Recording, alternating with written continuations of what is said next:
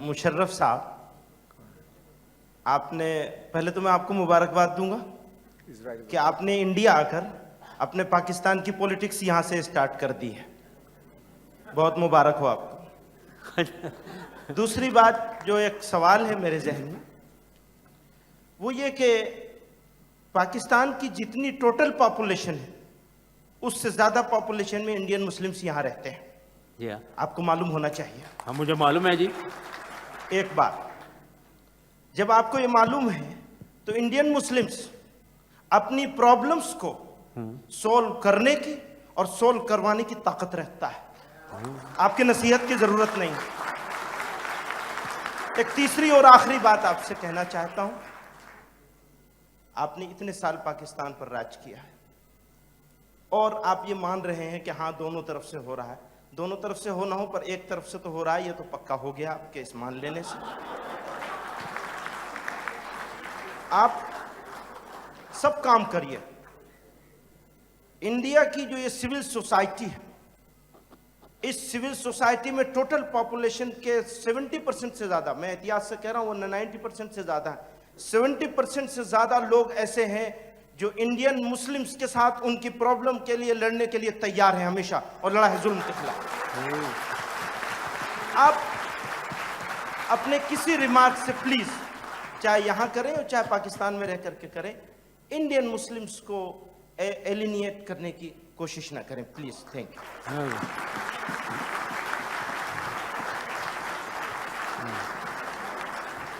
Thank you, بہت شکریہ آپ کا. پہلی چیز تو یہ ہے کوئی میں پاکستان کی پالیٹکس یہاں لے کر نہیں آیا ہوں. میں پالیٹکس میں نہیں ہوں اور میں یہاں پاکستان کی پالیٹکس بالکل نہیں کر رہا ہوں. تو یہ آپ نے بالکل غلط کہا ہے کہ میں پاکستان کی پالیٹکس انڈیا میں لے آیا ہوں. دوسری چیز، آپ ہندوستانی مسلمانوں کی بات کر رہے ہیں. مجھے بڑی خوشی ہے جو آپ کہہ رہے ہیں. اگر یہ صحیح ہے بالکل مجھے بہت خوشی ہے. مجھے بہت خوشی ہے انشاءاللہ تعالی آپ کی کنڈیشن بہت اچھی ہوگی اور بہت صحیح طریقے سے حل ہو جائیں گے پرابلمس. مجھے ایک سبجیکٹ دیا گیا ہے، وہ جو پیچھے بیٹھے ہیں مجھے یہ سبجیکٹ دیا گیا ہے چیلنج آف چینج. ٹھیک ہے نا جی؟ میں اس سبجیکٹ کے بارے میں اپنے رائے رکھتا ہوں اور میں وہ رائے بڑی اوپنلی دینے میں بلیو کرتا ہوں. آپ میں بھی سننے کی ہمت ہونی چاہیے جتنا مجھے بولنے کی ہمت ہے. اور اگر آپ کو اس کی سننے کی ہمت نہیں ہے تو ٹھیک ہے، میں آئی ٹیک مائی ورڈز بیک. آپ بہت خوش رہیں اپنی حالت میں اور بالکل جو آپ کہہ رہے ہیں انشاءاللہ اگر ٹھیک ہے تو میرے سے زیادہ خوش آدمی کوئی نہیں ہے. انشاءاللہ تعالی بڑی اچھا ہو جائے گا. ہندوستان پاکستان کا ماحول بہت اچھا چلے گا آگے. چلو ایسے ہی چلتے رہتے ہیں. Thank you very much. Farooq صاحب.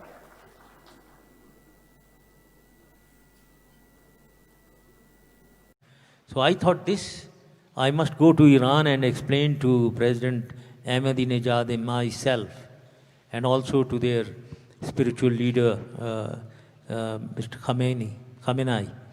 So I went to Iran, and my idea was to tell President Ahmadinejad why he is not a part of this peace process. And I told him very frankly, you are not, because I think the countries that I am talking of are all prepared to accept the reality of Israel in exchange for bringing peace and doing justice to the resolution of the Palestinian-Israeli dispute. So Iran, I told President Ahmadinejad, has not accepted the reality, is not prepared to accept the reality under any circumstances.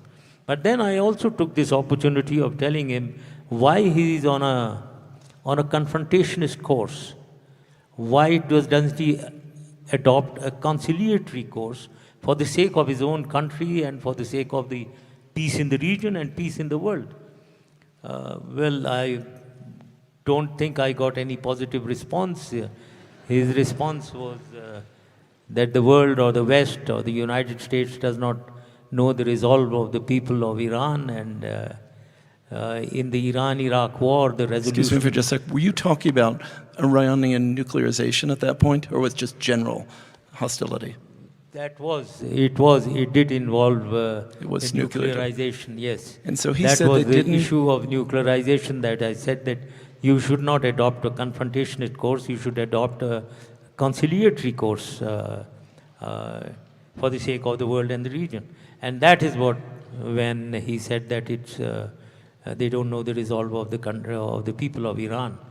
But I did tell him that this is not going to be a war between infantries like Iran-Iraq war. It's going to be a high technology war where maybe missiles which you don't know where they are coming from are going to hit targets in your country, and your country will suffer.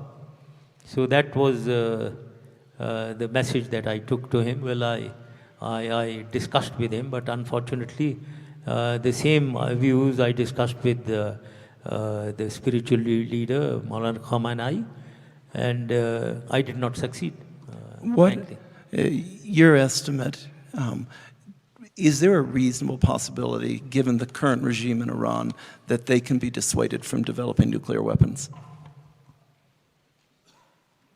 Well, they are determined to develop a nuclear arsenal, although I did also say, and I also think, that they don't have a reason to develop, because generally countries like Pakistan who developed a nuclear capability was because of the threat that was posed to them.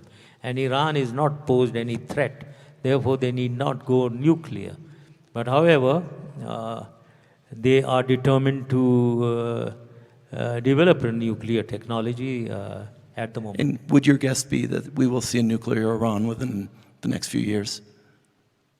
Well, nuclear, frankly, I can't say much about that, except that I don't know how much they have developed.